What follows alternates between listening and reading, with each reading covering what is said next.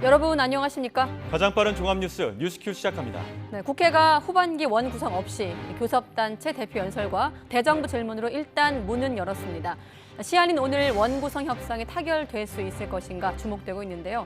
취재기자 연결해서 국회 속보 알아보고 더불어민주당 우상호 비대위원장 출연, 또 정치 원로 대담으로 전국 분석도 이어가겠습니다. 세비 루팡이라고 들어보셨습니까? 대점 휴업 상태인 국회, 의원들 월급이 고스란히 지급됐습니다. 어제가 마침 월급날이었는데 오랜만에 세비도 들여다보겠습니다. 네, 그럼 개점 휴업 상태인 국회부터 가보겠습니다.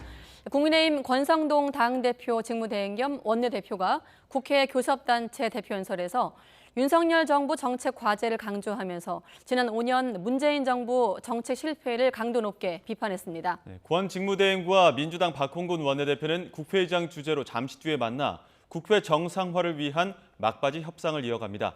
국회 취재기자 연결합니다. 조성호 기자. 네, 국회입니다.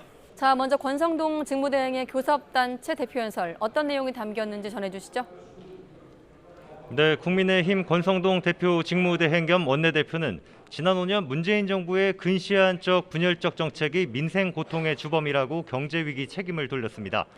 그러면서 지난 정권에서 임명된 고위직 공무원들의 사퇴를 거듭 압박했는데요. 들어보시죠. 문재인 정부가 떠넘긴 것은 나라 빚과 독촉뿐만이 아닙니다. 알박기 인사까지 떠넘겼습니다. 민주당이 진정으로 지난 5년의 실패를 인정한다면 알박기 인사들에게 자진 사퇴 결단을 요청해 주십시오. 연금과 노동, 교육개혁 등 윤석열 정부 정책 과제를 강조하면서 민생 위기를 극복해 윤석열 정부를 성공하게 하겠다고 강조했습니다. 대우조선해양 하청노조 파업을 언급하면서는 강성노조의 불법 행위는 엄단하겠다며 민주노총을 맹비난했는데요. 직접 들어보시겠습니다. 무엇보다 강성노조의 불법 행위를 엄단해야 합니다. 대우조선해양 하청업체 노조의 불법 파업으로 1조 원에 이르는 영업 손실이 발생했습니다. 민주당 박홍근 원내대표는 권 직무대행의 이런 연설에 대해 정부가 국민을 보는 시각과 국회를 보는 시각이 저급하다며 노동 현장의 문제나 국민의 생명과 안전에 대해 무책임한 말을 쏟아낸다고 비판했습니다. 정의당도 윤석열 정부와 국민의힘이 말하는 법과 원칙, 공정과 상식이 권력 유지를 위한 것이냐며 전 정권 탓, 남 탓 그만하고 여당으로 책임을 다하라고 질타했습니다. 양대 정당 원내대표의 연설로 후반기 국회 일정이 시작했지만 국회의장과 약속한 시한인 오늘도 원구성 협상은 진행 중입니다. 여야 원내대표는 잠시 뒤인 오후 4시 반에 김진표 의장 주재로 다시 만나 행정안전위원회와 과학기술정보방송통신위원회 등 쟁점 상임위 막바지 담판에 나섰는데 극적 타결을 이뤄낼지 주목됩니다. 네, 권성동 직무대행 원톱 체제를 놓고 논란이 이어지고 있는데 차기 당권 주자로 꼽히는 안철수 의원, 권대행 체제에 힘을 실어줬다고요. 네, 안철수 의원은 오늘 이준석 대표 관련 의혹이 해소될 때까지는 당이 권성동 대표 직무대행 체제로 흔들림 없이 나아가야 한다고 강조했습니다. 대표 거리 상태가 아니면 조기 전당대회도 실현이 불가능하다며 일각에서 제기되는 조기 전당대회론에도 선을 그었습니다. 안철수 의원 얘기 들어보시죠. 당대표 관련한 그 진실이 밝혀지기 전까지는 지금 현재의 체제에 대해서 신뢰를 가지고 전적으로 저희들이 뭉쳐서 이 민생 문제들을 해결하는 데 집중하는 것이 책임 있는 정부 여당의 자세라고 생각합니다. 이른바 윤핵관의 한 축인 장제원 의원에 이어 안철수 의원까지 일단 권성동 원톱 체제에 힘을 실어주는 모양새지만 권 직무대행 리더십을 둘러싼 논란은 여전합니다. 특히 역시 당권을 노리는 김기현 의원은 임시 시스템으론 위기에 대응하기엔 역부족이라며 권성동 체제 비판을 이어갔습니다. 들어보시겠습니다. 위기 초반에 특히 정권 출범 초기이기 때문에 그런 특단의 위기의식을 가지고 우리가 대응을 해야 된다. 완전 전시체제로 들어가서 네, 저희 앞에서 지금 이제 우상호 비대위원장이 마이크 차고 계시는데 민주당 분위기도 알아보겠습니다. 자, 97그룹 당권 주자들 오늘 오전에 토론회에 참석을 했는데 단일화 얘기가 나왔더라고요. 네, 양강 양박으로 불리는 이른바 97그룹 재선 주자 강병원, 강훈식, 박용진, 박주민 의원이 첫 토론회를 했는데 이에 앞서 강병원 의원이 SNS에서 컷오프 이전에 이재명 후보 간 단일화를 미리 약속하자고 제안하며 운을 뗐습니다. 토론회에서 박용진 의원은 이재명 의원이 쇄신 대상이라며 긍정적인 입장을 내비쳤고 박주민 의원은 가능성은 열려 있다면서도 접점이 있어야 한다며 선을 그었습니다. 직접 들어보시겠습니다. 이재명 후보가 혁신의 주체이기보다는 쇄신의 대상이라고 저는 생각합니다. 후보들까지 다 하는 그런 단일화가 만들어져야 된다는. 이런 부분에 있어서 접점이 있어야 된다. 이재명 후보와의 단일화 생각해 본 적은 없습니다. 대세주자인 이재명 의원의 선거 패배 책임을 거론하면서 대립각을 세우기도 했는데요. 강병원, 강훈식 의원 얘기도 잇따라 들어보시겠습니다. 익숙한 패배 리더십과 단호히 우리가 결별해야 되지 않겠습니까? 과감한 혁신과 실천으로 국민의 신뢰를 회복하는 게 무척 중요한 때입니다. 제가 모든 걸 걸었던 대선 후보는 연고도 명분도 없는 지역의 보궐선거에 출마했습니다. 국민들은 우리를 떠나고 있습니다. 그러나 지금 우리는 어디에 서 있습니까? 이재명 의원은 본회의를 마친 뒤 기자들과 만났는데 97그룹을 비롯한 나머지 후보들의 단일화 논의 관련한 질문에 아무런 답을 하지 않았습니다. 지금까지 국회에서 YTN 조성호입니다. 네, 국회 상황 조성호 기자가 전해줬고 대선과 지방선거 패배 이후 침체와 후유증을 겪었던 민주당이 한 달 후 있을 전당대회를 앞두고 다시 전열을 가다듬고 있습니다. 차기 총선을 이끌 새로운 지도부 구성에 나선 민주당, 지금 분위기는 어떨까요? 또 현재 윤석열 정부의 전국 운영은 어떻게 지켜보고 있을까요? 오늘은 우상호 더불어민주당 비대위원장과 함께하겠습니다. 네, 안녕하십니까? 네, 안녕하십니까? 안녕하십니까? 네. 6월 12일 취임하셨고 네. 그 취임 일성을 다시 한번 이제 돌아봤더니 그때 이제 수박 언급하시면서 인신공격, 분열 언어를 좀 금지하자고 이제 외치셨거든요. 네. 어떻습니까? 좀 지난 한 달여간의 그런 분위기는 많이 좀 줄어들었나요? 그렇습니다. 지금 이제 초기에 선거 패배의 원인을 두고 네. 서로 남탓하던 분위기 그리고 뭔가 하나로 뭉쳐서 공동의 목표를 달성하자 이런 분위기가 굉장히 약했거든요. 네. 그런데 지금 한 40일 됐습니다만 예. 지금은 이제 유능한 민생정당 건설과 강력한 견제 야당 방향도 정했고요. 네. 또 의원들끼리도 과거에 막 그 공개 비공개 자리에서 설전 벌이던 모습도 이제 완전히 사라졌고요. 그리고 이제 윤석열 정권이 보이는 모습에 대해서 한 목소리를 규탄하고 그래서 약간 뭔가 전열이 좀 정비됐다. 그리고 뭔가 새로운 방향으로 같이 나가고 있다. 이런 느낌이 듭니다. 네, 그때 지향점이 유능한 민생정당과 말씀하신 강력한 야당이었는데 네. 둘 중에 좀 어느 걸 더 잘하고 있다고 자평하시나요? 두 개를 같이 해야 되겠죠. 그래서 저는 사실은 민생을 제대로 챙길 수 없는 정당이 국민의 사랑을 받을 수 없거든요. 네. 특히 지금 경제가 어렵기 때문에. 근데 우리가 과거에는 보면 약간 자기들이 하고 싶어하는 일을 주로 하는 정당으로 비춰졌어요. 네. 근데 이제 국민이 원하는 걸 해주는 정당 네. 그런 식으로 해서 민생 정당 쪽에 사실은 조금 더 치중하고 있고요. 네. 강력한 견제 야당은 이제 사실은 정부가 뭘 잘못했을 때 혹은 야당을 탄압할 때 네. 거기에 대응하는 거 아니겠습니까? 약간 대응성이 강한 야당이고요. 그래서 그러다 보니까 아무래도 좀 생산적인 거는 민생 쪽에서 많이 나와야 되겠죠. 네. 어제 우리 박홍근 원내대표 발언하고 오늘 권성동 대표가 한 내용 중에 일치되는 것들이 같이 민생특위에서 논의할 두세 개의 민생 과제는 같이 말씀하고 있지 않습니까? 네. 그러니까 유류세를 더 인하하는 문제라든가 또 직장인들의 밥값 문제를 세액공제의 폭을 넓혀주는 문제 이런 것들은 사실은 더불어민주당이 민생 우선 실천단에서 먼저 제안한 건데 네. 권성동 대표가 받으신 거죠. 그러니까 사실은 여야가 좋은 민생 현안을 두고서 이렇게 서로 같이 뜻을 모아서 같이 실천하면 국민들이 정치권에 대해서 상당히 기대하지 않으시겠습니까? 이걸 먼저 하는 게 중요하죠. 권성동 원내대표 대행 말씀하셨는데 지난번에 저희 이제 같은 시간대 나오셨는데 그때보다 좀 질문지가 적은 것 같기도 하거든요. 질문지가 네. 적은 게 좋을까요? 많은 게 좋을까요? 적은 게 좋죠. 적은 게 질문지가 좋죠. 많다는 건 그만큼 네. 사건 사고가 많다는 뜻이니까 당이 그만큼 복잡하다는 뜻이고요. 질문지가 적다는 건 물어볼 만한 어떤 사건 사고가 줄었다는 네. 뜻이니까. 네. 물론 애드립은 더 추가하겠습니다. 그만큼. 자, 권성동 원내대표 대행 얘기했으니까 교섭단체 대표 연설을 먼저 좀 질문을 드리겠습니다. 뭐 들으셨겠지만 문재인 정부를 16번 외쳤거든요. 이전 정부 얘기를 했는데 어떻게 들으셨습니까? 글쎄, 저는 그 집권 여당을 이제 해봤지 않습니까? 네. 집권 여당은 무한 책임을 지는 자리입니다. 그래서 자신이 잘못하지 않은 일에 대해서도 책임을 느끼고 국민에게 죄송스럽게 생각하는 것이 바로 그 자리인데 네. 지금 거의 모든 여러 가지 어려움을 전부 전 정부 탓으로 이렇게 얘기하면 국민들이 실망하시죠. 네. 그러니까 지난 정부보다 더 잘하라고 그래서 당신들을 뽑아줬는데 지금에 있는 문제를 어떻게 해결하겠다는 얘기를 하기보다는 자꾸 전 정부 때문에 지금 뭐가 다 문제가 발생했습니다. 이렇게 얘기하시면 국민들이 볼 때는 그럼 이 정권을 선택할 이유가 없지 않습니까? 그래서 저는 약간 아직도 여당으로서의 책임감 네. 이런 모습은 좀 부족하다 이런 느낌이 듭니다. 알겠습니다. 윤석열 정부나 어떤 국민의힘 내부 상황을 잠시 또 여쭤보기로 하고 당내 얘기로 먼저 질문 드리겠습니다. 차기 당권 둘러싼 경쟁 일단은 뭐 친명 대 비명 구도로 가고 있고 사실 뭐 경선 준비 과정에서부터 이른바 어대명 기류가 뭐 저희 언론을 통해서도 보도가 되고 있는데 지금의 어떤 구도 어떻게 좀 비대위원장으로서 판단하고 계십니까?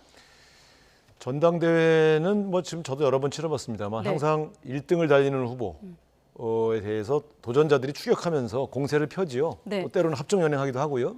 그러니까 그런 측면에서 본다면 저는 뭐 과거에 비해서 특별히 무슨 많은 문제가 발생하고 있다 이렇게 보지는 않고요.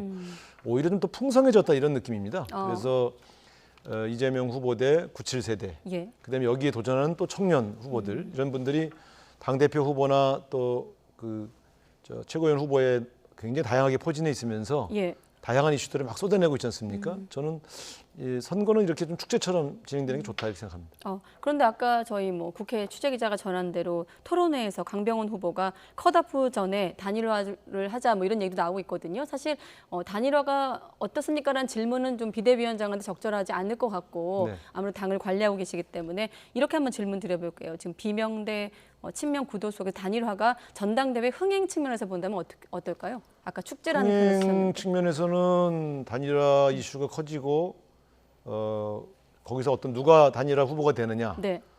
이런 이슈들이 커지는 것은 흥행에 도움이 됩니다. 그래서 그러나 이제 어떤 방식으로 어떤 분들이 단일화의 대열에 합류할지는 아직 불투명하니까 네. 좀 더 지켜봐야 되겠죠. 단일화 여부는 좀 지켜보겠습니다만은 아마 제가 볼 때는 컷오프 단일화 형식으로 진행되지 않겠습니까? 왜냐하면 예비 경선 전에 네. 저분들끼리 단일화하는 방법을 합의하기는 굉장히 좀 어렵거든요.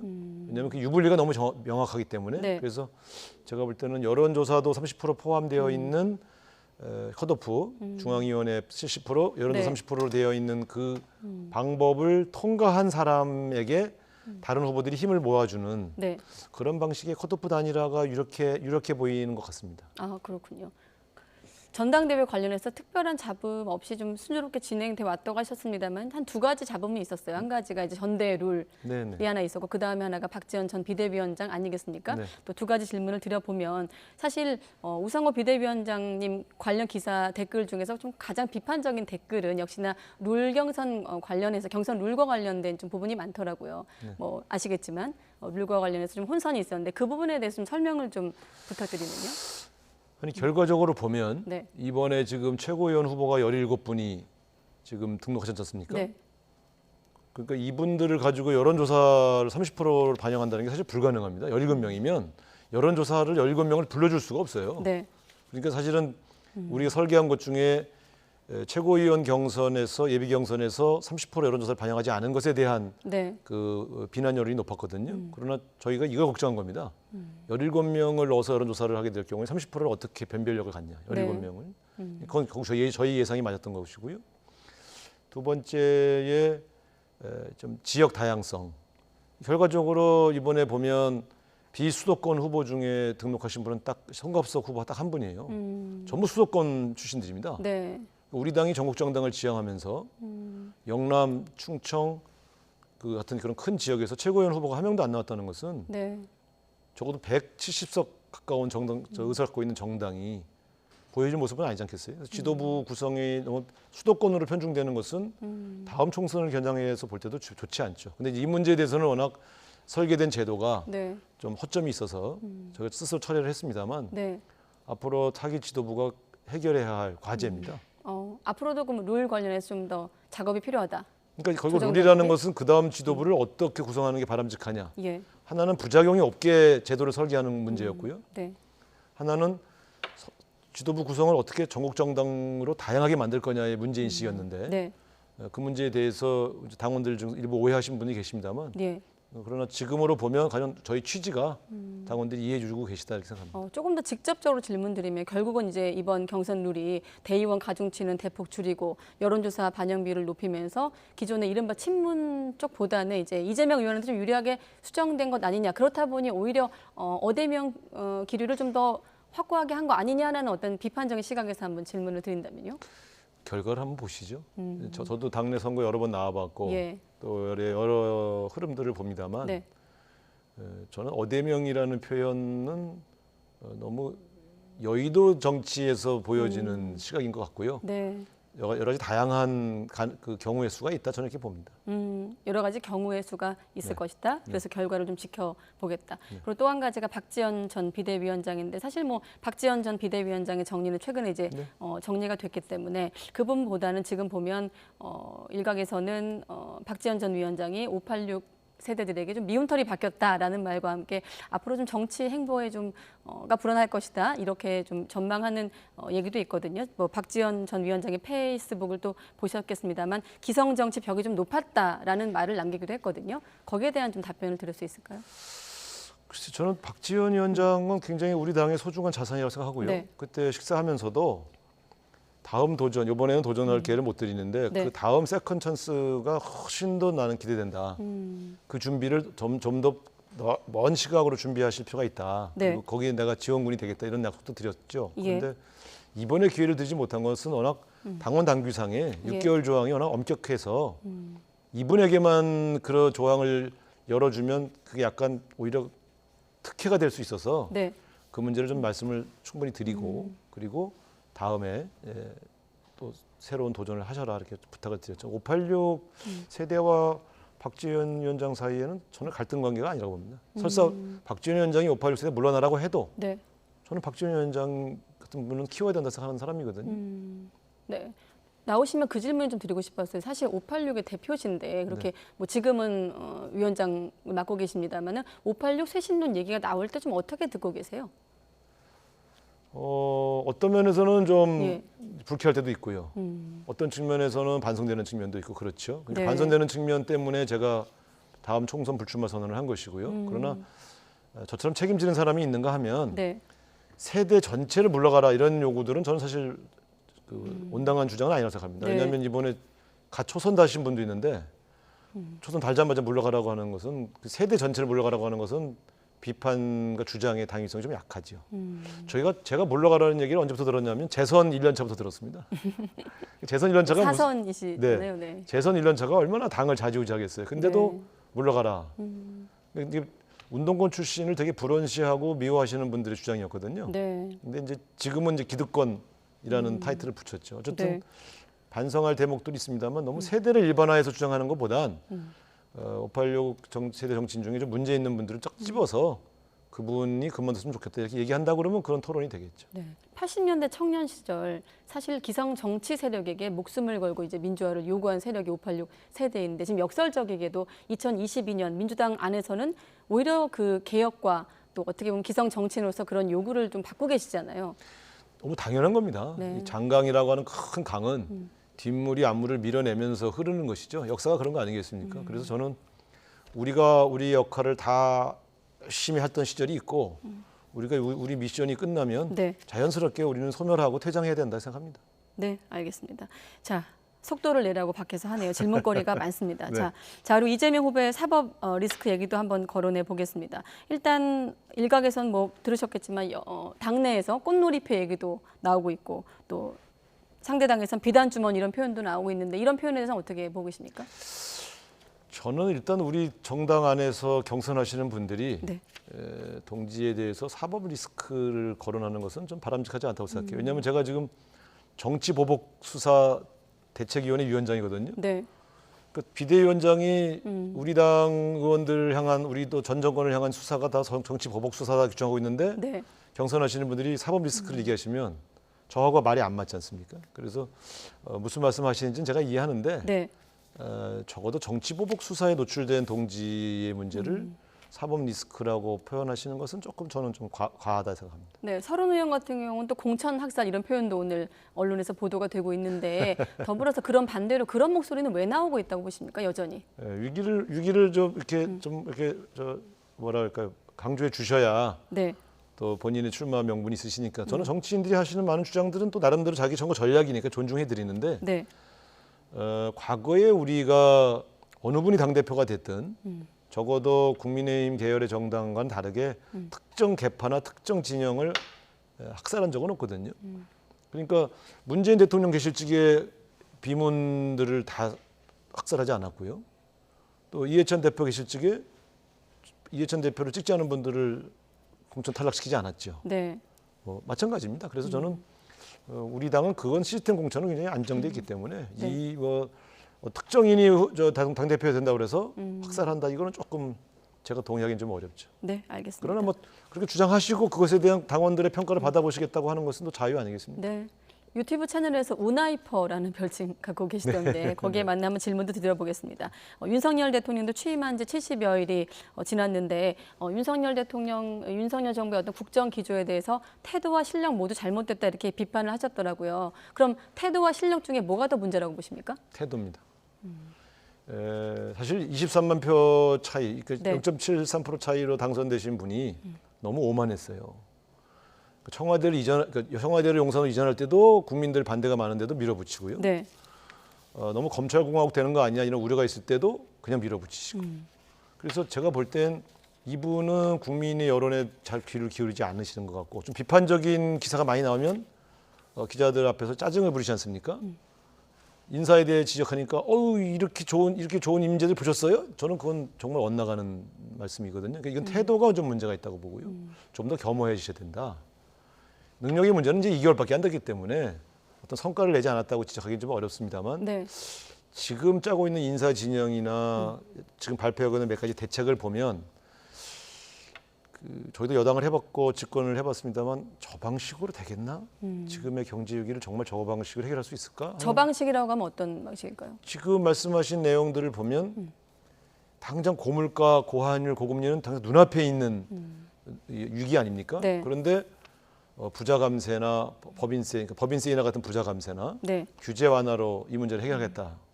이거는 약간 해법이 좀 다른 거거든요. 그래서 그거는 약간 중장기적인 경제 정책이고 네. 당장 물가 오른 거는 어떻게 잡으실 거냐. 법인세 깎아주면 물가가 잡힙니까?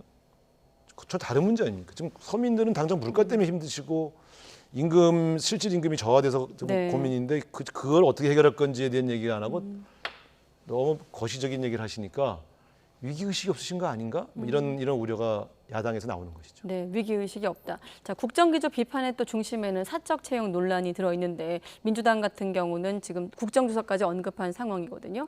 어느 선으로 좀 대통령실에서 나서야 된다고 보십니까? 일단 여당 쪽에서는 악의적인 프레임이다 이렇게 나오고 있는데. 저분들이 지금 국민들이 뭘 지적하고 있는지 잘 모르시는 것 같은데요. 채용 방법을 문제 삼고 있는 게 아닙니다. 채용 대상에 대한 문제 제기를 하고 있는 겁니다. 채용 방법은 문제 제기 안 합니다. 우리가 공채하라는 것도 아니고요. 네. 그러니까 캠프에 있던 사람들 추천받아서 다양한 사람 추천받아서 그분 중에 일 잘할 사람을 뽑는 방식은 이전 정부에도 있었고 앞으로도 그렇게 될 겁니다. 근데 우리도 청와대 인사를 뽑아봤지만 가까운 지인의 아들, 자녀들, 육촌 친척, 그다음에 영부인이 운영했던 회사의 직원 이런 식으로 뽑는 것은 좀 곤란하죠. 왜냐하면 이게 대한민국을 이끌어가는 공적인 기구인데 여기가 뭐 가까운 사람들, 자녀들 취업 문제 해결해 주는 장은 아니지 않습니까? 네. 그런 측면에서 그 취업 대상들에 대해서 그분들이 설사 능력이 있다 하더라도 좀 신중했어야 된다. 이런 지적을 하는데 자꾸 딴 얘기를 하시니까 당신네 때는 뭐 공채했냐 뭐 이렇게 자꾸 물어보시니까 이 질문에 이 국민들의 걱정의 이 핵심 내용을 잘 모르시는 거 아닌가? 또 이런 걱정이 듭니다. 네, 알겠습니다. 그럼 지금 일단 일각에서는 뭐 전수조사를 좀 요구하는 목소리도 들려오고 있던데 지금이라도 뭘 해야 된다고 보십니까? 지금 더 재밌는 말씀 드릴까요? 저는 더 있을 것 같아요. 그런 대상자가. 왜냐하면 비서관, 행정관의 인적사항을 공개를 안 하고 있어요.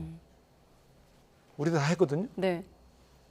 왜 공개를 안 하시죠? 인적사항을 공개해야 된다. 아니 비서관 누구고 행정관 누구고 어디 있고 사실 그걸 뭐 저희는 제가 이제 이 국정조사를 거론한 것은 저쪽에서도 국정조사를 하자고 했기 때문에 맞불 성격도 있지만 네.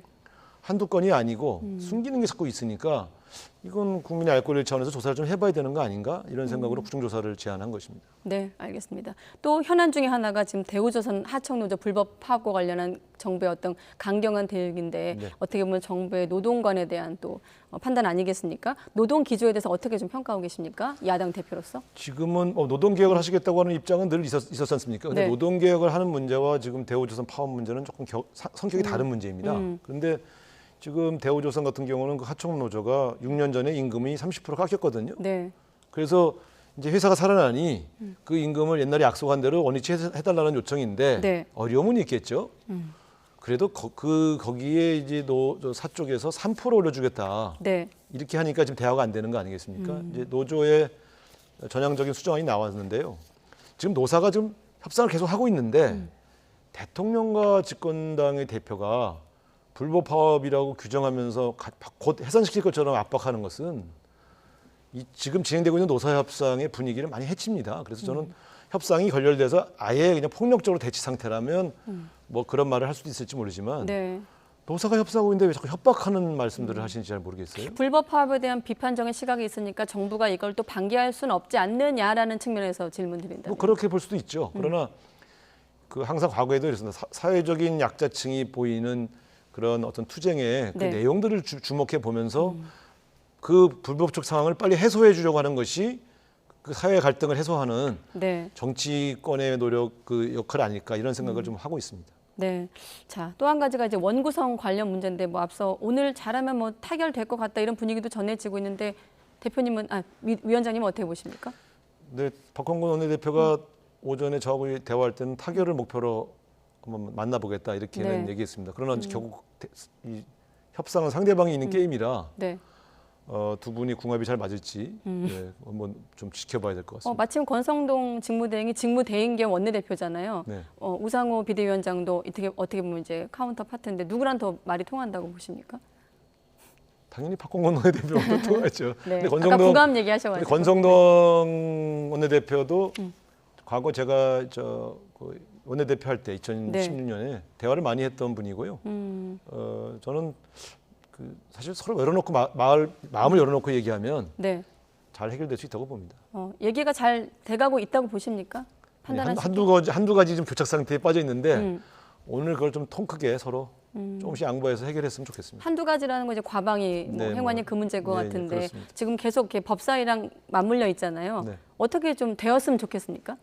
결과는? 그래서 오늘 협상하고 있는데 내가 제가 구체적인 얘기를 하는 것보다 네. 오늘 잘 되기를 바라겠습니다. 네, 한 가지만 여쭤보면 과방위 관련해서 이제 결국 방송법 개정안인데 계속 지금 방송장과 공방을 주고받고 있는 상황에서 야당 입장에선 여당일 때 뭐하고 뭐 이런 비판도 있지 않습니까? 거기에 대해서는 어떻게 보세요? 그거는 뭐 두말 나위 없이 반성해야 될 대목입니다. 저도 과방위 위원이었는데요. 네. 제가 상임위에서 계속 제가 주장했거든요. 예.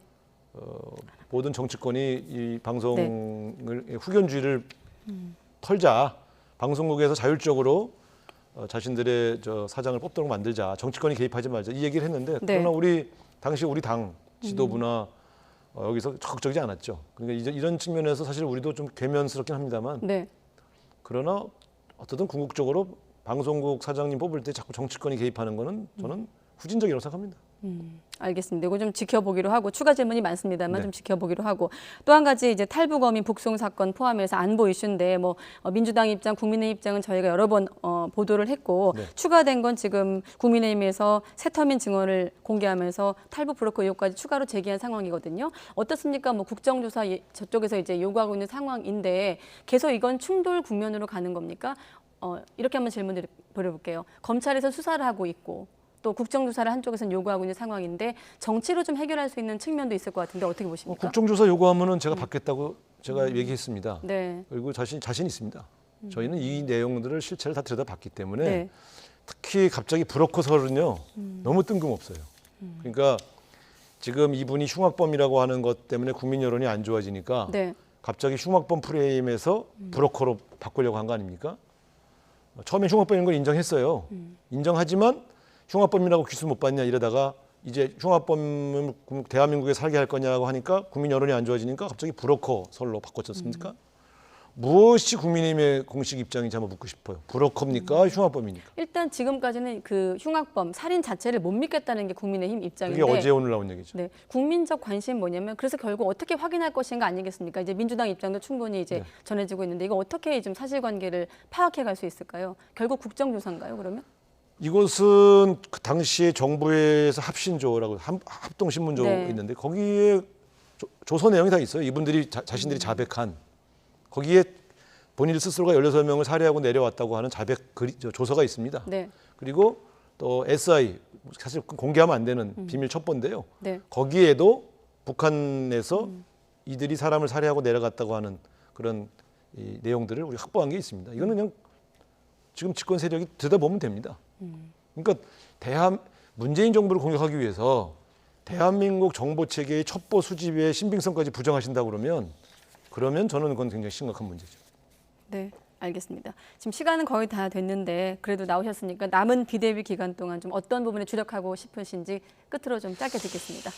지금 이제 민생 경제 살리는 쪽으로 좀 더 집중적인 대안을 내도록 노력하고요. 네. 또 민주당 운영에 조금 쇄신 방안 같은 경우도 지금 새로 고침위원회라는 재미있는 이름의 위원회를 만들었습니다. 거기서 민주당이 앞으로 10년 어떻게 가야 될 건가 이런 좋은 비전들을 제시해 나가도록 하겠습니다. 네, 새로고침위원회, 네, 민주당의 새로고침 전당대회 과정 포함해서 지켜보겠습니다. 네, 오늘은 우상호 민주당 비대위원장과 함께했습니다. 고맙습니다, 위원장님. 네, 감사합니다.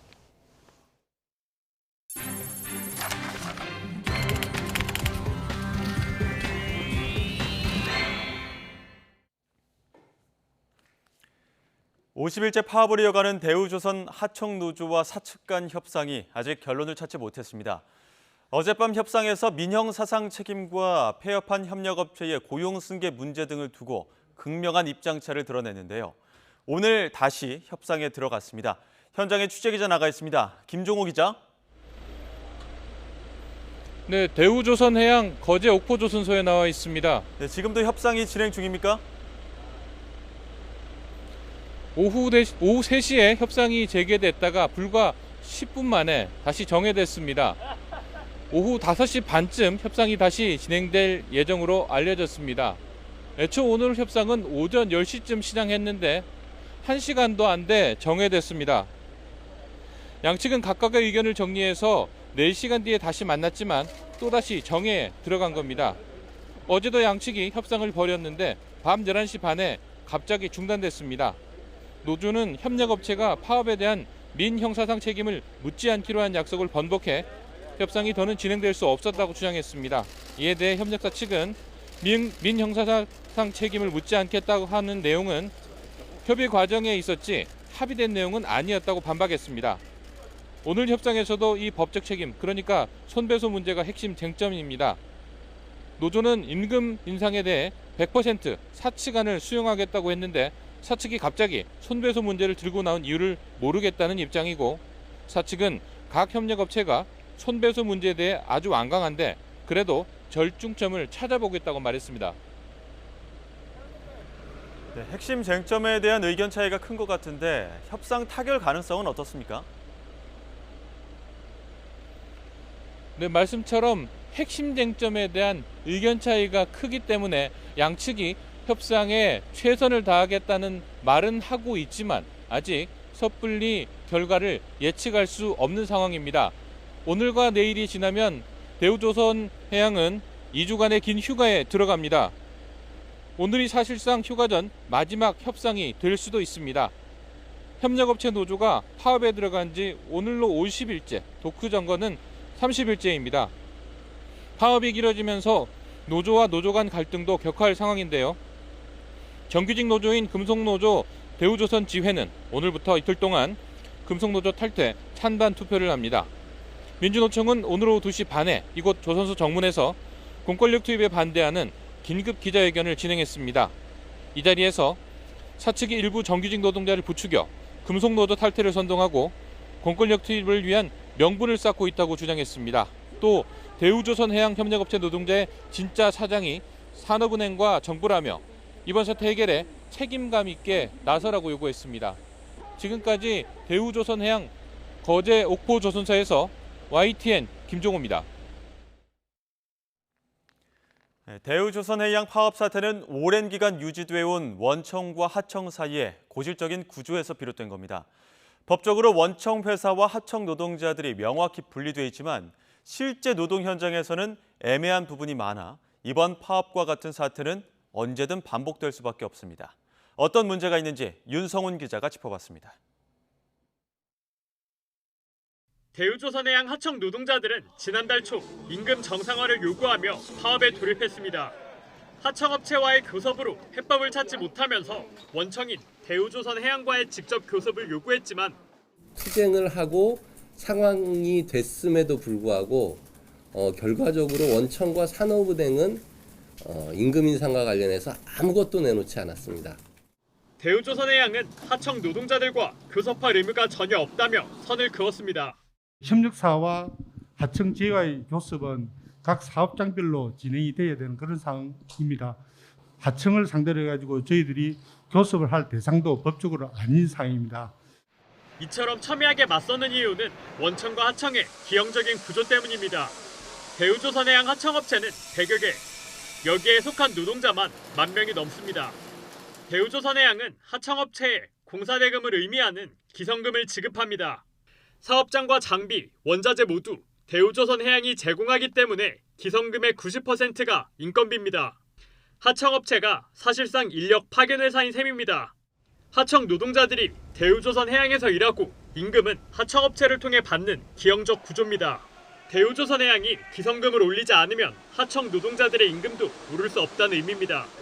대우조선해양은 직접 고용하지 않은 하청 노동자들의 임금을 올려줄 법적 의무가 전혀 없다는 입장을 고수하고 있습니다. 자기들은 법적인 책임 주체가 아니라는 거예요. 왜? 그 사람들을 고용한 사람이 아니라는 거죠. 이런 법에 가지고 장난을 치는 거예요. 이게 이렇게 해서 결국 피해를 보는 것은 하청업체 노동자들이고 이익을 보는 것은 원청업체다. 학계와 법조계에서는 하청 노동자들의 노동으로 수익을 얻는 사용자 측 원청 책임을 좀 더 강화해야 한다는 목소리도 나오고 있습니다. 사용자성에 대해서는 비단 직고용뿐만 아니라 간접고용, 프리랜서 플랫폼 노동까지를 좀 포괄해서 그들로부터 수익을 얻는 기업이나 사업체를 한다면 일정한 사용자 책임을 좀 부과하는.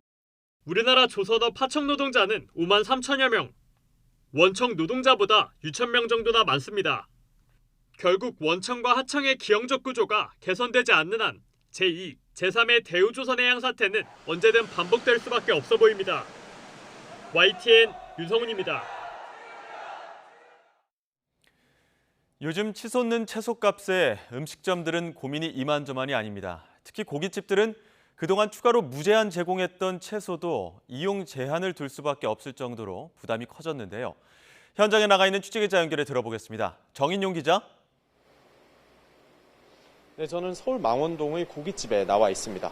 네, 고깃집 운영이 쉽지 않은 상황이라던데 현장 목소리 어떻습니까? 네, 이번 달부터 이곳 고깃집 채소 셀프 코너에는 이런 표말이 붙었습니다. 최근 채소값 폭등을 실감케 하듯 야채 리필은 한 번만 부탁한다는 문구인데요. 여기 있는 상추는 올해 봄보다 2배 이상 올랐고 양파도 마찬가지입니다. 마늘 역시 가격 오름세를 계속 이어가고 있습니다. 최근 채소값은 장마가 시작되기 전과 비교하면 거의 한 달 새 전반적으로 평균 30% 이상 올랐다고 하는데요. 무더위와 장마 등 기상 여건이 악화하면서 저온 작물인 잎채소의 작황이 부진해진 탓입니다. 여기에 삼겹살도 최근 가격이 계속 오르고 있어 고깃집은 가격 인상 압박이 거세다고 합니다. 올해 들어 이 가게는 고깃값을 올렸지만 마진율은 떨어지고 있다고 하는데요. 불판 앞에 앉기엔 날씨도 더운 데다 최근 코로나 재확산세까지 더해지면서 손님이 줄어 그야말로 이중고를 겪고 있습니다. 이번 달부터 전기료까지 올라 온종일 에어컨 틀기도 부담입니다. 정부는 물가 안정을 위해 채소 수급 상황 점검에 나서고 있는 가운데 다음 달 농식품 물가 관련 종합대책도 발표할 예정인데요.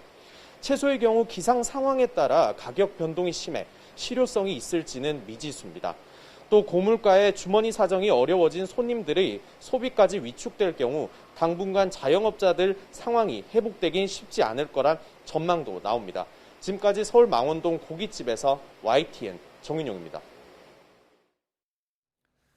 정부가 15년 만에 소득세의 틀을 일부 바꾸기로 했습니다. 앞으로 직장인들은 연봉에 따라 세금을 최대 80만 원 정도 덜 내게 됩니다.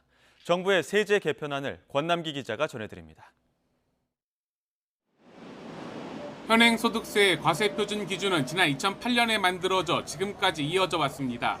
당시 연봉 3천만 원을 받던 회사원이 물가 상승률만큼만 급여가 올랐다면 지난해엔 3,900만 원 정도를 받았겠지만 그 사이 소득세 부담은 2배나 뛰었습니다.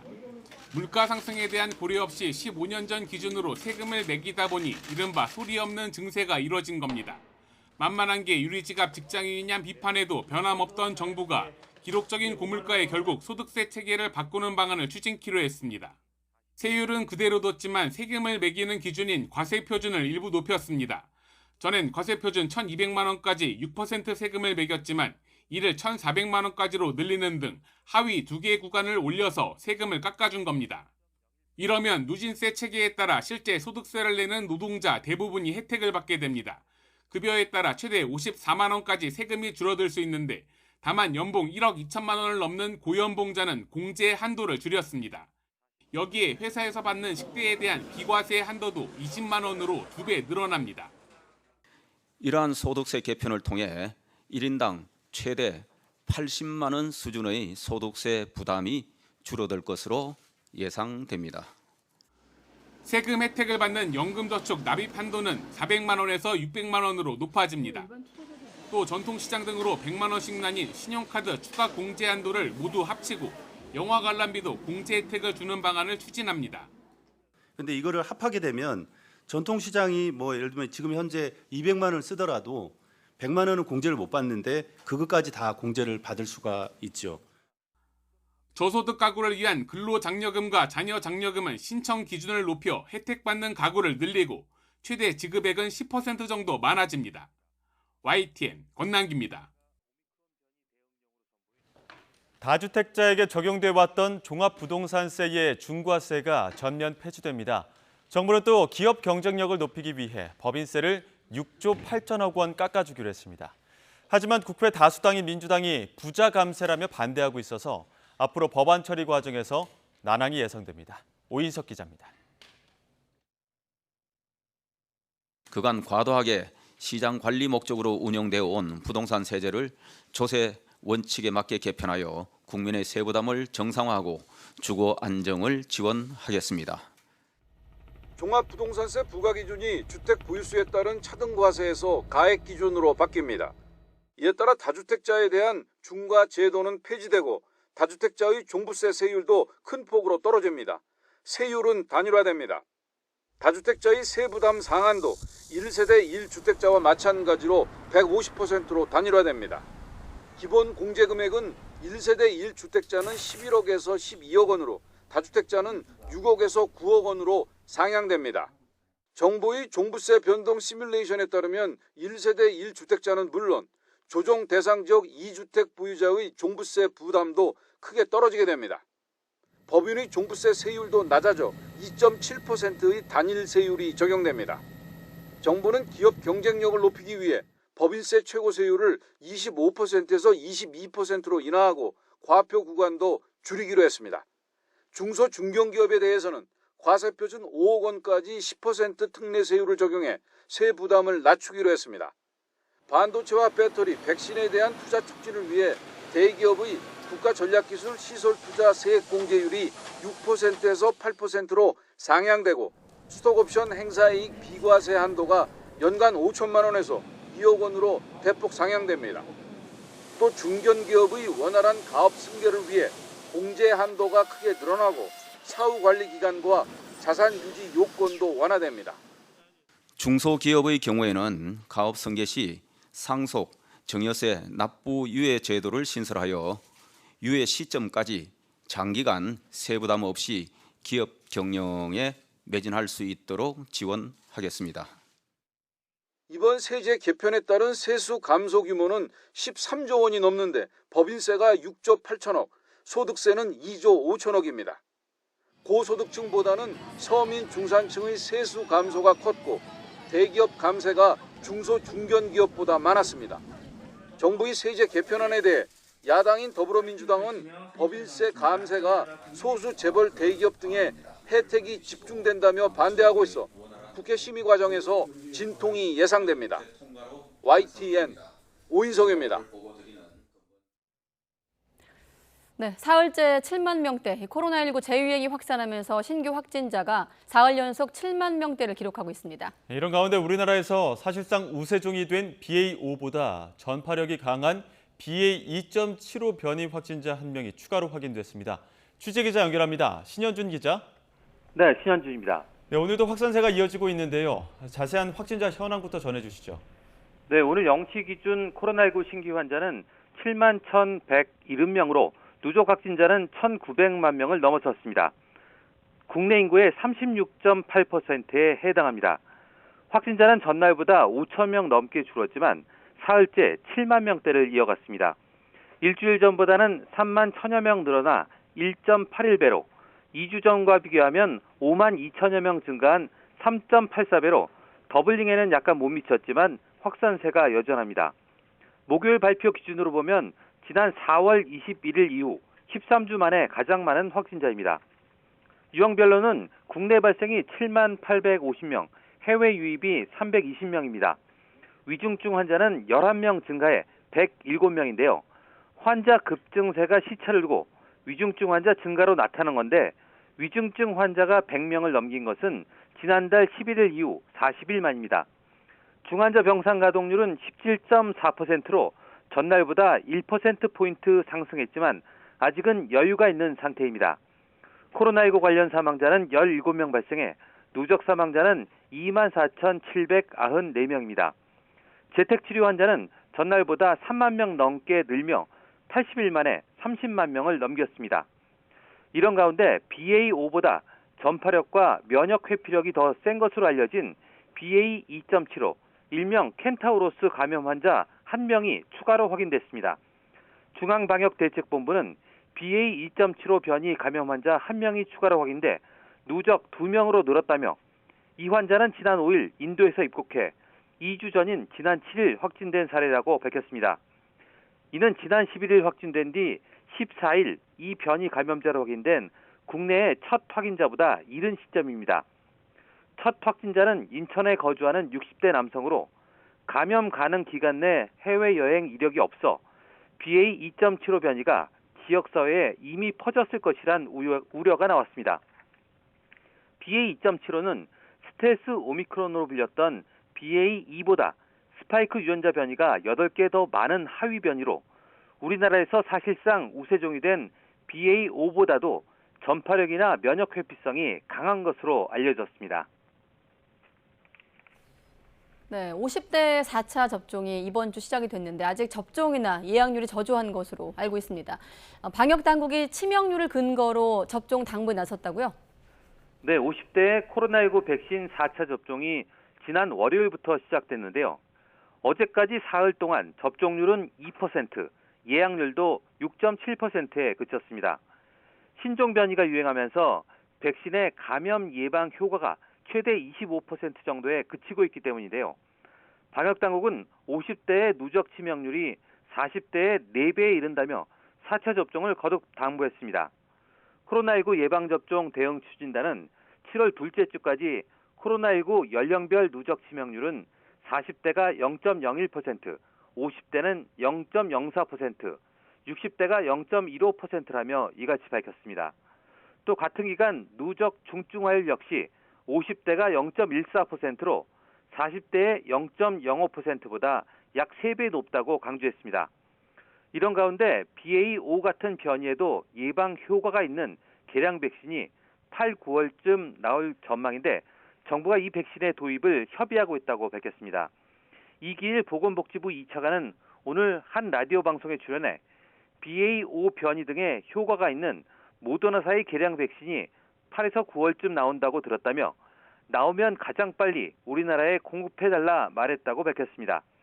이 개량 백신으로 4차 접종을 하면 3차 접종만 했을 때보다 BA.5에 대한 중화항체 농도가 6.3배 높은 것으로 나타났다고 모더나사는 설명했습니다. 식약처도 미국 모더나사가 오미크론 변이 대응용으로 선보인 개량 백신을 허가하기 위해 사전 검토에 들어갔습니다. 지금까지 사회 2부에서 YTN 신현주입니다. 네, 세계 원숭이 두창 확진 환자는 한 달 사이에 5배 가까이나 증가했습니다. 세계보건기구는 오늘 공중보건 비상사태를 선언할지 결정할 예정인데요. 검사와 대응이 너무 허술하다는 지적이 계속 나오고 있습니다. 류재복 기자의 보도입니다. 전 세계 원숭이 두창 확진 환자가 14,000명을 넘었습니다. 한 달 전보다 5배 가까이 늘었습니다. 스페인이 3,100여 명으로 가장 많고 미국과 독일, 영국도 2,000명 이상 발생했습니다. 발생국도 40개에서 70개 나라로 확대됐습니다. 코로나19 재유행으로 긴장하는 동안 확산세의 속도가 붙었습니다. Despite 2 years of experience with COVID, our response to monkeypox has been maddeningly slow. 원숭이 두창 환자는 드러난 결과보다 훨씬 많을 거라는 게 전문가 대부분의 의견입니다. 검사 자체가 적고 확진 환자 집계도 소극적이란 비판이 많습니다. The people saying, gee, well, we just don't want to have to deal with another infectious disease. But this disease is significant. 세계보건기구는 긴급위원회를 열기로 했습니다. 국제적 공중보건 비상사태를 결정하기 위해서입니다. 공중보건 비상사태는 세계보건기구가 내리는 최고 수준의 경계태세입니다. 지난달 열렸던 첫 번째 회의에서는 심각성이 덜하다는 이유로 결정이 미뤄졌습니다. YTN 유재복입니다. 일 안 해도 통장에 매달 1,000만 원씩만 꼬박꼬박 들어왔으면 좋겠다. 이런 대사 어디선가 들어본 적 있지 않으십니까? 실제로 이런 일이 있었습니다. 바로 국회입니다. 매달 20일은 국회의원 월급날입니다. 그러니까 어제 의원들이 세비를 받는 날이었는데요. 국회는 여전히 원구성 협상을 끝내지 못하고 50일 넘게 개점 휴업 상태지만 의원들 월급은 고스란히 지급됐습니다. 의원님들 월급은 얼마나 될까요? 세전 기준 평균 1,280만 원 정도. 우리나라 의원 연봉은 1억 5천만 원 가량이고 이를 대략 하루로 계산하면 일당 42만 원쯤 됩니다. 월급에는 본회의와 상임위 등 회의 출석마다 지급되는 특별활동비도 포함되는데 결석할 때만 3만 원 정도 차감됩니다. 국회가 공전하는 50일 동안 회의는 한 차례도 열리지 않았는데요. 회의가 없으니 결석할 일도 없겠죠. 따라서 특별활동비도 특별한 활동 없이 그냥 다 받아간 셈입니다. 국회의원 300명 전체로 보면 어떨까요? 의원 전체 수 기준 대략 하루에 1억 원의 예산이 나가고 있는데요. 국회가 휴업 중이었던 지난 50여일 동안 혈세로 50억 원이 지출된 겁니다. 상황이 이렇다 보니 일부 의원은 세비를 반납하겠다고 의사를 밝히기도 했는데요. 그간 국회에서도 이른바 노는 국회 방지법, 무노동 무임금 약속은 국회 단골 공약이었습니다. 하지만 늘 군불만 떼다가 회기가 종료되면서 자동 폐기됐었죠. 국회가 노는 동안 서민들은 고물가, 고금리, 고환율, 이른바 퍼펙트 스톰을 맞고 휘청이고 있습니다. 복합 경제 위기가 다가오면서 국민 삶은 더욱 힘들어지고 있는데요. 정쟁 와중에도 여야는 민생을 외치지만 정작 관련 민생 법안은 지난 한 달간 단 한 건도 처리되지 못했습니다. 여야는 앞서 재헌절 전에 원구성 협상을 마무리하기로 했지만 타협점을 찾지 못하면서 다시 오늘까지는 협상을 마치기로 합의했는데요. 세비 루팡이라는 지적 속에 과연 오늘 민생을 위해 극적 타결을 이룰지 관심을 모으고 있습니다. 네, 그럼 국회 교섭단체 연설 포함해서 전국 이슈, 오늘은 이재호 국민의힘 상임고문, 또 이상민 더불어민주당 의원 두 분과 함께하겠습니다. 네, 안녕하십니까? 네, 안녕하십니까? 네, 두 분 다 오선이시기 때문에 질문 안 드리려고 했는데 아까 박석원 앵커 세비 얘기할 때 크게 웃으셔가지고 질문을 안 드릴 수가 없네요. 네. 네, 왜 웃으셨습니까? 네. 뭐 할 말 드릴 말씀이 없죠. 네. 예, 저는 이제 국회가 제 역할을 하지 않으면서 세빈을 받아간다는 건 줄곧 있었던 지적이고, 네. 그에 대해서 이제 무노동 무임금 입법하자. 그런데 그것 또한 뭐 입법도 안 돼 있거든요. 네. 뭐 하여튼 그런데 저까지 포함해서 국회의원들 이 회의도 안 하고 일도 안 하고 그러면서 세비를 받아간다는 이 비난에 대해서는 네. 드릴 말씀이 없습니다. 네. 고모님께 또 질문 드리면. 제가 현역에 있을 때 저런 일이 있었어요. 네. 개원이 늦게 되거나 또 여야 정쟁 때문에 국회 안 나가고 그달 월급 받는 날이 있었어요. 네. 그럼 되게 미안하더라고요. 그래서 내가 비서들인데 야 이거 좀 미안하잖아, 이거 돌려줘야 되는 것 아니냐 그렇게 이야기하면 네. 비서들이 아이고 다른 의원들인데 욕 바가지를 먹습니다. 그냥 가만 계십시오. 아, 오히려 반납을 하면 그렇게 이야기를 들은 적이 있는데 네. 좀 미안하지요. 네. 할 말이 없다, 미안하다는 말씀으로 문을 열었습니다. 혹시라도 원구성 관련해서 또 속보가 들려오면 또 여러분께 전하고 두 분 해설 듣겠습니다. 그리고 잠깐 또 앞서 우상호 비대위원장 인터뷰가 있었는데 같은 당이신데 어떻게 들으셨어요? 워낙 우상호 비대위원장이 점잖은 분인데 네. 내용도 별로 재미가 없었고 혹시 들리신 얘기는 없으셨어요? 좀. 뭐 별로 꽂히는 얘기는 없었어요. 네. 고모님은요? 예, 뭐 그냥 좋은 말만 했죠, 뭐. 특별히 좀 들리신 말씀 없으셨어요? 예, 뭐 별로. 네, 제가 별로 기사거리를 못 뽑아내는 것 같네요. 네, 알겠습니다. 자, 바로 여쭤보겠습니다. 지금 권성도 원내대표가 교섭단체를 연설을 했는데 이 내용도 어떻게 들으셨는지 평가부터 좀 들어보죠. 네. 그 책임 전가, 그 책임 전가가 키워드인 것 같아요.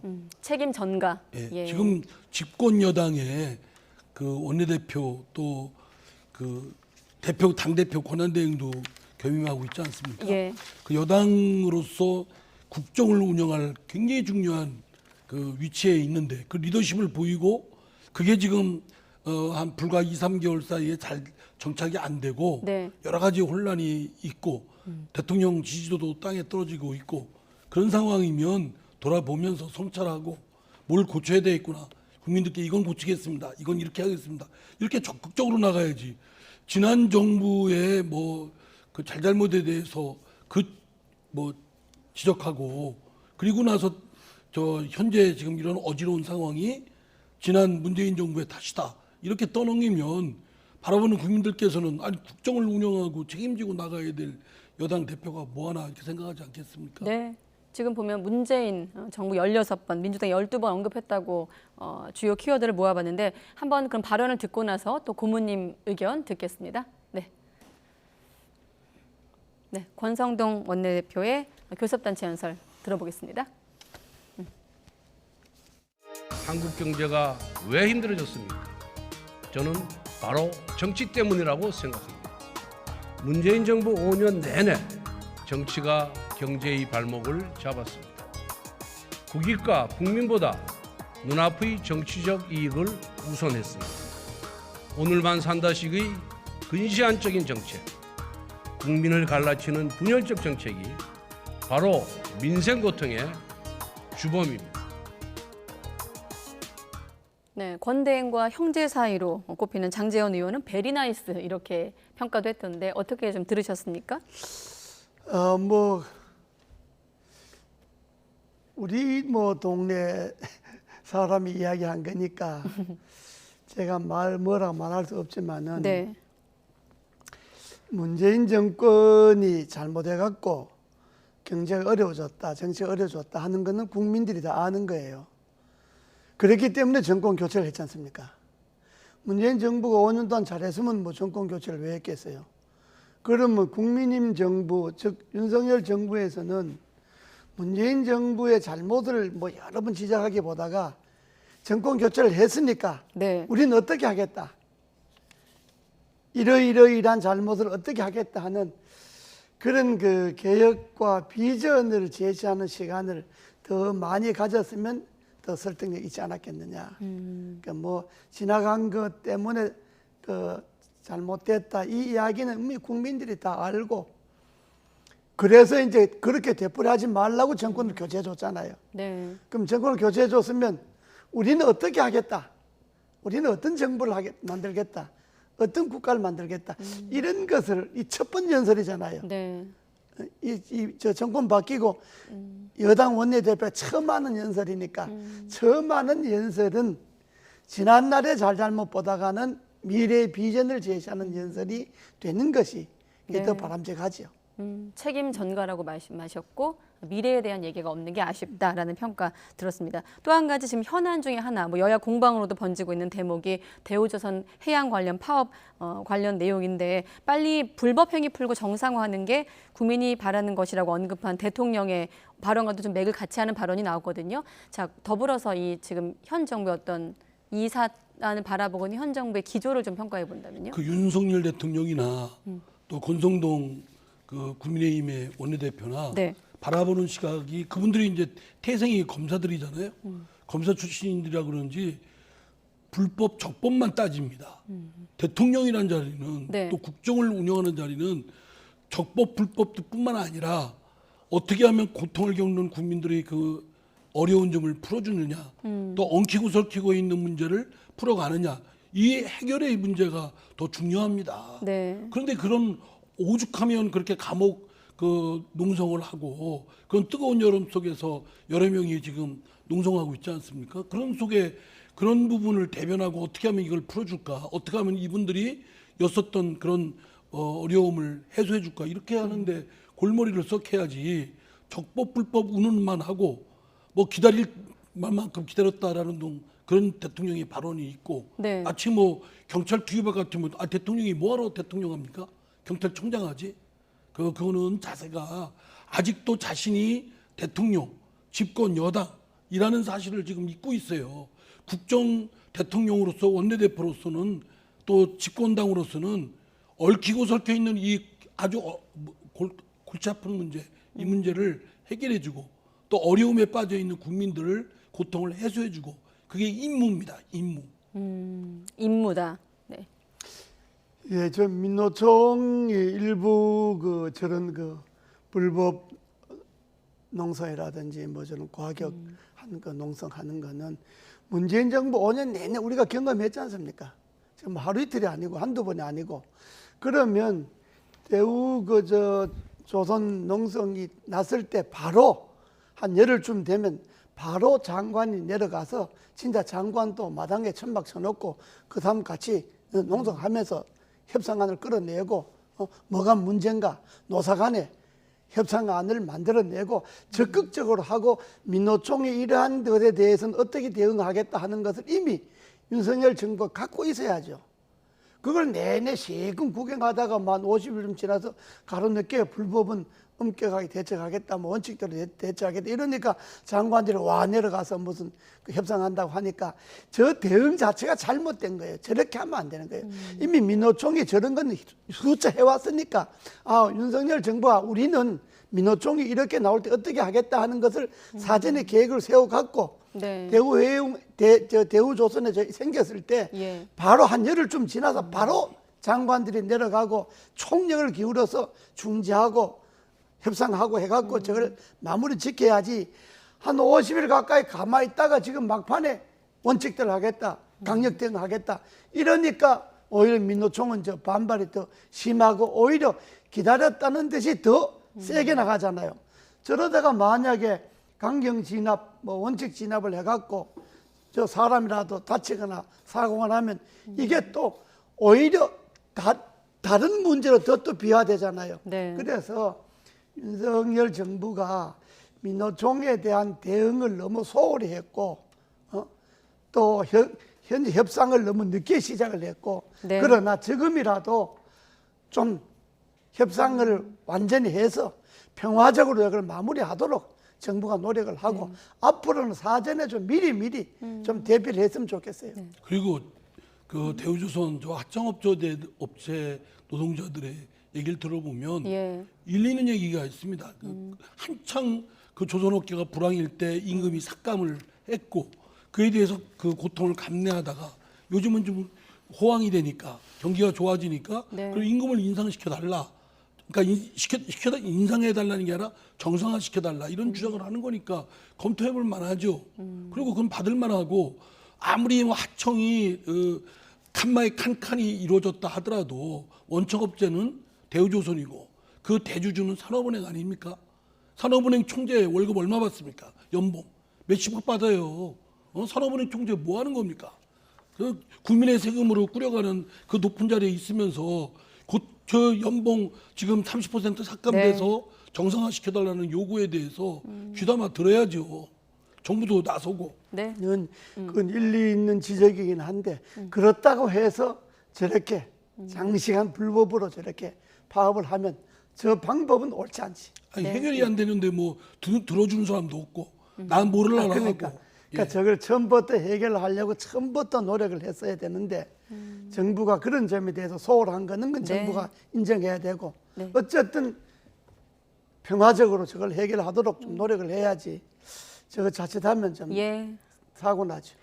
아무튼 조금의 시각차는 두 분이 있으십니다만 아무튼 중재자 역할을 정부가 못했다는 의견은 좀 모아졌습니다. 자, 권성동 원내대표의 교섭단체를 좀 들어봤는데 이번엔 박홍근 원내대표의 좀 연설도 한번 두 분의 평가를 보겠습니다. 일단 민감한 단어가 등장을 했어요. 탄핵이란 단어가 등장을 했고 여기에 대해서 대통령이 질문을 받고 야당 정치인 언급할 필요 있나라는 답변까지 나왔거든요. 박홍근 원내대표 저도 어제 들었을 때 썩 그렇게 표현이나 등등의 기조가 바람직하지 않다고 생각했어요. 굳이 지금 협상 중에 있고 어쨌든 지금 얽히고 설켜 있는 정국을 풀어야 될 양당의 원내대표가 저렇게 거치는 얘기들을 상호 공방하고 있고 상호 비난하고 있는 거 아니겠습니까? 그런 부분은 사실은 박홍근 원내대표의 대표 연설도 썩 만점을 주긴 어렵다. 네. 저는 어제 박홍근 원내대표 이야기를 연설 들으면서 저분이 아직도 자기네들이 여당인 줄 알고 있는 거나 지금 정권 교체되고 처음 하는 것 아닙니까? 그러면 국민들 앞에 정권 교체 당한 것에 대해서 정말로 심각하게 반성하고 사과하고 정말 우리가 정권 장수를 못해서 미안하다고 자기네들 지지자들 47%나 표를 찍어줬던 자기네들 지지자들에게 사과하고 죄송한 걸 먼저 이야기하고 철저히 반성하고 그리고 앞으로는 야당이 되었으니까 야당으로 정말 어떻게 잘하겠다 이 이야기를 해야지. 야당 되자마자 무슨 2달밖에 안 된 대통령 보고 뭐 탄핵 운운하고 뭐 마치 무슨 그동안에 뭐 야당 한지 벌써 뭐 몇 년 된 것처럼 저렇게 나가면 저 국민들에게 공감받기 어렵죠. 야당 한지 더구나 지금 탄핵이라고 하는 게 뭐 법에 어긋나야지. 지금 윤석열 정부가 뭐 좀 잘 못하고 능력이 없거나 이런 점은 있다 하더라도 뭐 불법을 하고 있는 건 없잖아요. 그런데 뭐 벌써부터 탄핵에게 꺼내고 저렇게 나가는 거는 국민들에게 공감받기 어렵고 자기네들 내부를 단합시키는데도 지금 부적절한 연설입니다. 일단은 박근혜 정부 시절에 얘기를 이제 소환시키면서 나온 거고 그 맥락에는 대통령 권력의 사유화에 대한 어떤 대가를 언급하면서 나온 표현인데 지금 뭐 사실은 이제 불법 없다고 하셨지만 그 경찰국을 신설을 한다든가 또는 뭐 행안부 장관이 경찰에 대해서 수사지휘에 대한 지휘규칙 같은 것들을 법률에 근거 없이 그냥 시행령으로 만든다든가 또는 고위 인사 검증단을 법무부 산하에 뭐 둔다든가 이런 건 사실은 법률 위반이고 사실은 탄핵을 거론하는 건 참 조심스럽지만 막 법률 없이 마구잡이 시행령으로 해대는 거는 엄청난 비판을 받아야 될 부분이 있다고 생각됩니다. 맞습니다. 그런 거는 비판할 거는 비판을 하지만은 이 첫 번째 개원 연설에 야당한 지 지금 2달밖에 안 된 사람들이 저렇게 오만하게 나가면 자기네들 5년 동안에 정부는 어떻게 했냐 소리가 금방 나오죠. 그러면 자기네들의 5년 동안에 얼마나 잘못했으면 정권이 바뀌었겠냐. 이 이야기를 뼈저리게 국민들 앞에 사과를 먼저 해야지. 그러니까 오만한 건 아니고요. 뭘 모르는 거죠.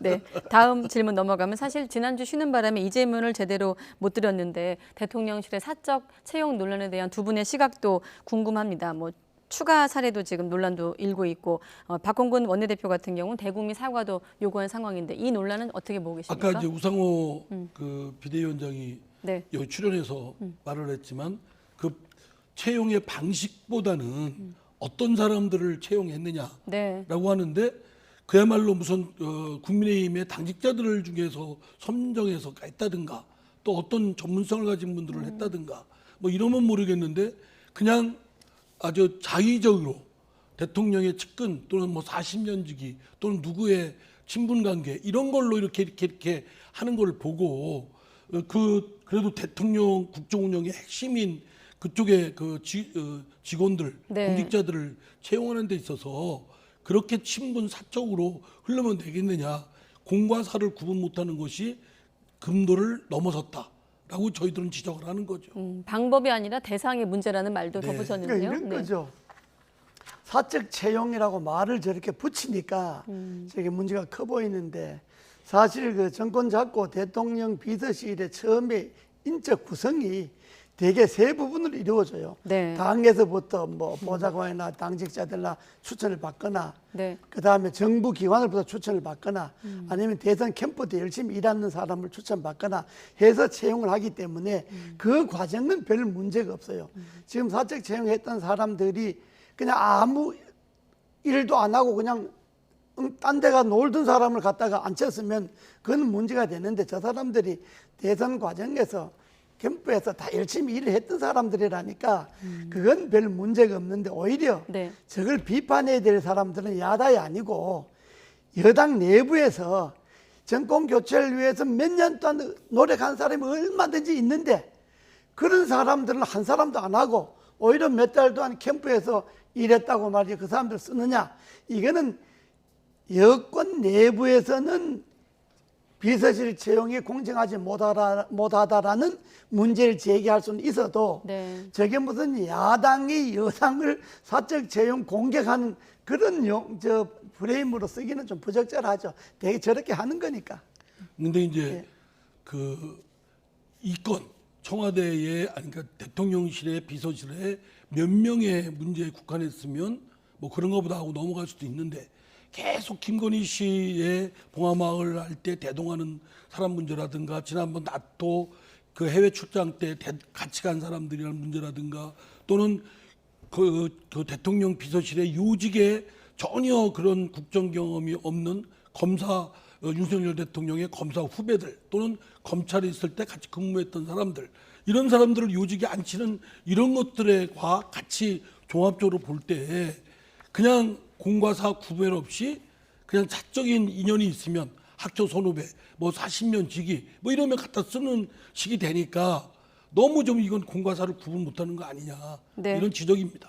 네, 이 문제는 좀 짚겠습니다. 시간이 거의 다 됐는데 탈북 어민 북송 문제 관련해서 지금 뭐 아까도 짚어봤습니다만 쟁점이 좀 논란이 길어지면서 쟁점도 좀 변화되고 있는 상황인데 진실 공방으로 번지고 있는 상황이고 여당은 TF 꾸리고 국정조사 요구하고 있는 상황이거든요. 어떻게 보십니까 이 문제에 대해서? 진실을 밝혀야죠. 뭐 의문 제기했으면 철저하게 밝히는데 네.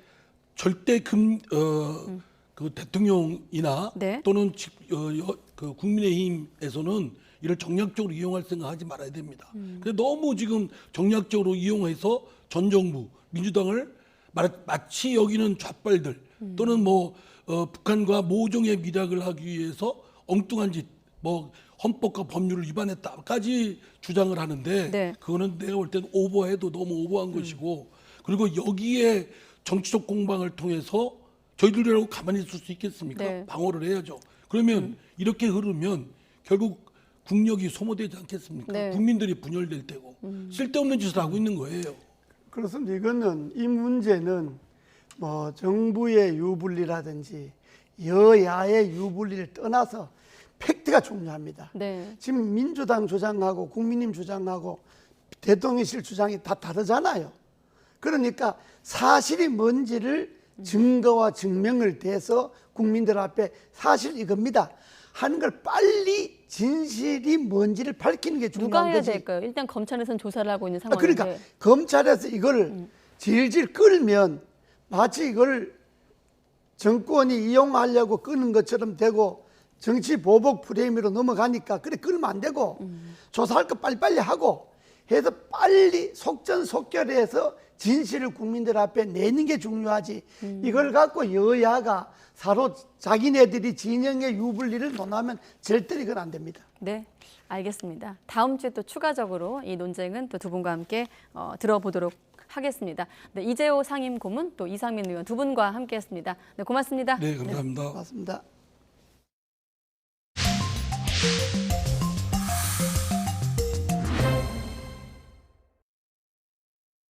자, 헌법재판소가 수사기관들이 영장 없이도 통신 자료를 조회할 수 있도록 한 현행법 조항에 대해서 헌법 불합치 결정을 내렸습니다. 영장 없이도 기초적인 통신 자료를 받는 건 문제가 없더라도 조회 사실을 당사자에게 알려주지 않는 건 위헌이라며 내년 말까지 법을 개정하라고 주문했습니다.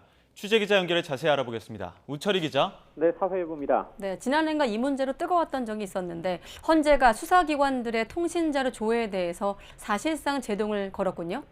네, 그렇습니다. 헌법재판소는 오늘 전기통신사업법 제83조 3항과 4항에 대한 헌법소원 심판에서 재판관 전원일치 의견으로 헌법 불합치 결정을 내렸습니다.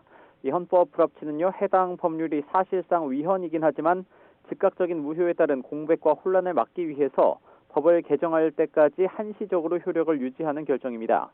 헌재는 국회 내년 말까지 법을 개정하라고 시한을 못 박았습니다. 헌법 불합치된 조항은 법원이나 검사, 수사관서의 장 등이 수사나 재판, 형 집행이나 정보 수집을 위해 통신사의 이름과 주민번호, 주소와 전화번호 같은 통신자료의 열람과 제출을 요청하면 따르도록 규정한 내용입니다. 수사기관이 영장 없이도 개인정보를 통신사에 요구할 수 있는 근거 조항입니다. 헌재가 문제를 삼은 건요, 수사기관들이 통신자료를 조회한 뒤 당사자에게 조회 사실을 알려주지 않는 부분입니다. 적법 절차의 원칙에 위배된다는 겁니다. 지금은 본인이 스스로 알아보기 전에는 통신사가 자신의 정보를 수사기관에 제공했는지 전혀 알 수가 없습니다. 하지만 헌재는 수사 등의 위랭성이나 신속성에 비춰 사전 통지가 어렵다면 적어도 사후 통지 절차를 마련함으로써 개인정보에 대한 통제 기회를 제공해야 한다면서 자기의 결정권을 강조했습니다. 다만 헌재는 수사기관들의 통신자료 조회 자체에 대해서는 범죄 수사나 정보 수집 초기 단계에서 신속성과 효율성 등을 위해 필요성이 인정된다면서 헌법에 합치한다고 판단했습니다. 수사기관의 통신자료 조회에 대한 위헌 여부 판단은 이번이 처음인데요. 최초 청구를 기준으로 6년가량 심리를 이어왔습니다. 앞서 지난해 말 공수처는 언론인과 국회의원, 시민사회단체 관계자 등의 통신자료를 광범위하게 조회했다는 이유로 사찰 논란이 일기도 했습니다. 검찰과 경찰 등 다른 수사기관들도 통신자료 조회에서 자유롭지 않은 게 현실인 만큼 이번 헌재 결정 이후 기존 수사 방식의 변화와 함께 국회 차원의 법 개정 논의에도 관심이 모아집니다. 지금까지 사회일부에서 YTN 오철입니다. 최근에 경기 안성시에 있는 지역 농협에서 직원이 5억 원을 빼돌린 뒤 잠적을 했다는 소식 YTN이 단독으로 보도해드렸는데 올해 이렇게 농협에서 발생한 횡령 사건만 무려 10건에 달하고 있습니다. 농협에선 마음만 먹으면 돈을 빼돌릴 수 있다는 자조 섞인 말까지 나오는데요. 법적 감시망을 구축해야 한다는 목소리가 커지고 있습니다. 황보혜경 기자가 보도합니다. 최근 경기 안성시 고3농협 직원이 허위 세금 계산서로 5억 원을 횡령한 뒤 잠적한 사실이 YTN 단독 보도로 알려졌습니다.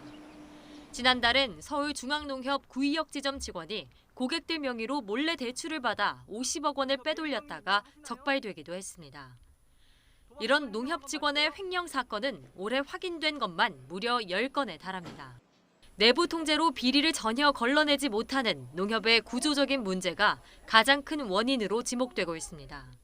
지난 6월 말 기준 농협 본점은 1,115개, 지점까지 합하면 4,800곳이 넘습니다. 모두 개별 법인인데 2년에 한 번씩 진행하는 농협중앙회 정기감사로 관리 감독하기엔 한계가 있는 겁니다. 게다가 지역 단위 농협은 내부 사정에 밝은 장기 근속 직원들이 대부분이라 직원 비리를 쉽게 알아차리기 힘든 게 현실입니다. 비정상적인 자산 흐름을 감시하는 전산 감사 시스템도 이미 마련돼 있지만 조금씩 여러 번에 걸쳐 돈을 빼돌리면 정상적인 거래로 인식돼 걸러지지 않았습니다. 이딴 횡령 사고에 농협중앙회와 중부부처인 농림축산식품부 등이 대책 마련에 나선 가운데 우선 지난해 3월부터 시행된 금융소비자보호법에 농협도 포함해야 한다는 목소리가 나옵니다. 금소법은 금융소비자의 권리를 강화하기 위해 불공정 행위나 부당한 권유를 금지하는 등 6대 판매 원칙을 마련해둔 법으로 위반하면 금융사는 수입의 최대 50%까지 징벌적 과징금을 물어야 합니다. 하지만 농협 등 상호금융업은 소관부처가 제각각 다르다 보니 금융위 소관인 신현만 금소법 적용을 받고 있습니다. 금소법은 판매 행위에 대한 규제인 만큼 직원들이 몰래 회사 돈을 빼돌리는 걸 막기 위해선 조합법 자체를 개정해야 한다는 지적도 나옵니다. 농업협동조합법엔 내부 통제 조항이 있긴 하지만 중앙회만 대상으로 규정해 수천 개 개별 지역 조합은 따라야 할 법적 의무가 없습니다. 농협주무부처인 농식품부가 개별 조합도 내부 통제 기준을 적용받도록 법 개정에 나설 예정인 가운데 제도적 감시 강화로 거대 조직 농협에 뿌리내린 도덕적 해이를 근절할 수 있을지는 시간을 두고 지켜봐야 알 수 있을 거로 보입니다. YTN 황보혜경입니다. 농협은행 직원의 금품 수수 의혹을 수사하는 경찰이 농협은행 본사를 압수수색했습니다. 서울경찰청 금융범죄수사대는 어제 서울 중구 농협은행 본사와 분양대행사 등의 수사관을 보내 도시개발사업 관련 자료를 확보했습니다. 이 직원은 분양대행사로부터 현금 수억 원과 부동산을 받고 특정 회사가 도시개발 사업에 선정되도록 영향력을 행사한 혐의를 받습니다. 국산 초음속 전투기 KF-21이 첫 비행에 성공하는 모습이 영국 판버러 에어쇼에서 상영이 되면서 전 세계 이목이 집중됐습니다. 이 같은 관심으로 기술력을 인정받아 경공격기 FA-50의 수출과 또 다른 국내 방위 산업에도 긍정적인 효과로 이어질지 주목됩니다. 신준명 기자가 취재했습니다. 활주로에 등장한 국산 초음속 전투기 KF-21 보라매. 엔진이 뜨거운 열기를 내뿜더니 이내 날아올라 30분 넘게 비행하며 첫 시험 비행을 성공적으로 마쳤습니다. 이 장면이 영국 판버러 에어쇼에서 상영되자 해외 방산업계 관계자들의 이목이 쏠렸습니다. Working at Kai, this is a very big achievement, and I think it is very remarkable that Kai made it on time to really meet the schedule for this challenging program. 제러미 퀸 영국 국방부 획득 차관도 에어쇼 현장에서 열린 양자 회담에서 KF-21 사업 등 다양한 분야에서 더 긴밀하게 협력하자고 제안하며 큰 관심을 보였습니다. 판버러 에어쇼에는 KF-21과 함께 국산 경공격기 FA-50, 한국형 기동헬기 수리온, 소형 무장헬기 LAH 등도 전시됐습니다. 특히 FA-50은 북대서양 조약기구 회원국들의 요구에 맞춰 A사 레이더와 적외선 유도 미사일 등 최첨단 장비를 추가 탑재한 성능 개량형이 소개됐습니다. 러시아의 우크라이나 침공으로 재군비에 나선 나토 회원국들을 집중적으로 공략해 유럽 시장에 진출하겠다는 계획입니다. EU와 나토의 요구도에 맞는 그러한 FA-50을 선보였고 이걸 계기로 해서 우리는 유럽 수출을 확대하고 하나 시스템도 미국 오버웨어사와 공동 개발하고 있는 도심 항공 모빌리티의 로터 모형을 최초로 공개했습니다. KF-21의 첫 비행 성공으로 우리나라의 기술력이 확인되면서 국내 방위 산업의 경쟁력이 해외 시장에서도 주목을 받고 있습니다. YTN 신준명입니다.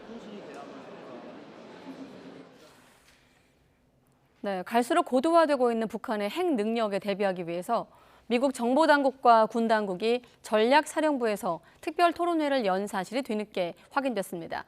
그만큼 미국의 정책 담당자들이 북한의 핵 능력에 대해 심각한 문제의식을 느끼고 있는 것으로 해석되고 있습니다. 강성옥 기자의 보도입니다. 미국의 유력 일간 월스트리트 저널은 네브라스카주 오마하에 위치한 미국 전략사령부에서 북핵 관련 특별한 토론회가 열렸다고 보도했습니다. 토론회는 지난 5월 23일부터 이틀간 미국의 모든 정보기관을 총괄하는 대통령 직속 국가정보국장실과 군 관련 모든 첩보를 관장하는 국방정보국 주최로 열렸습니다. 신문은 북핵만을 주제로 한 토론회가 전략사령부에서 열린 것은 이번이 처음이라고 전했습니다. 현재 전략사령부에선 매년 러시아와 중국의 핵무기에 대한 토론회만 각각 개최됩니다. 그만큼 북핵 문제가 심각해졌다는 문제의식의 방증이라는 해석이 나옵니다. 미국 정보당국은 북한이 최근 소형 전술 핵탄두 개발에 박차를 가하는 등 핵 능력을 고도화했다는 점에 주목하고 있습니다. 일부 참석자들은 김정은 북한 국무위원장이 무력 충돌 상황에서 소형 핵무기를 사용할 수도 있다는 시나리오에 우려를 표시했다고 신문은 보도했습니다. 한 미군 고위 관계자는 토론회에서 북한이 조만간 핵을 포기할 가능성에 대해 0%라고 평가한 것으로 전해졌습니다. 토론회 참석자인 제프리 루이스 미국 미들베리 국지학연구소 교수는 이번 토론회는 미국의 정책 담당자들이 북한의 비핵화보다는 핵무기 사용 억제를 정책 목표로 생각한다는 것을 보여준다고 평가했습니다. 미국은 북한에 대해 비핵화를 목표로 삼고 있지만 실제로는 핵 사용을 억제하는 것이 우선순위가 될 정도로 북한의 핵 능력이 고도화됐다는 것입니다. YTN 강성욱입니다. 미국의 전기차 업체 테슬라가 2분기 실적 발표에서 보유하고 있던 비트코인의 75%를 이미 매각했다고 밝혔습니다. 일론 머스크 테슬라 최고 경영자는 중국의 코로나19 봉쇄가 언제 풀릴지 불확실해 현금 확보가 중요했다고 설명했는데 지난해 비트코인을 팔지 않을 거라고 약속했다가 번복하는 등 오락가락 행보를 보이고 있습니다.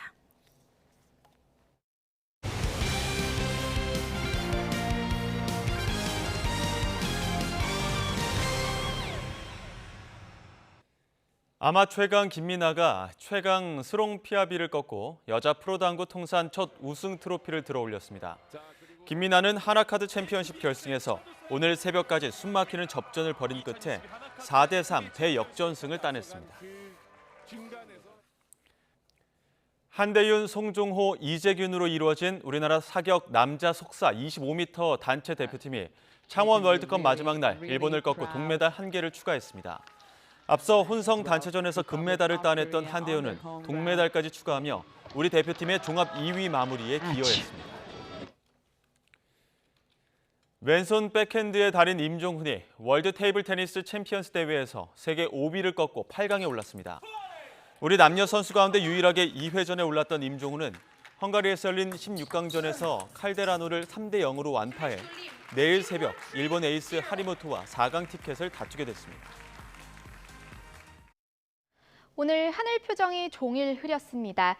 현재 대부분 장맛비가 그쳤지만 비구름의 끝자락이 강원과 경북 등 일부 지역에 영향을 주고 있습니다.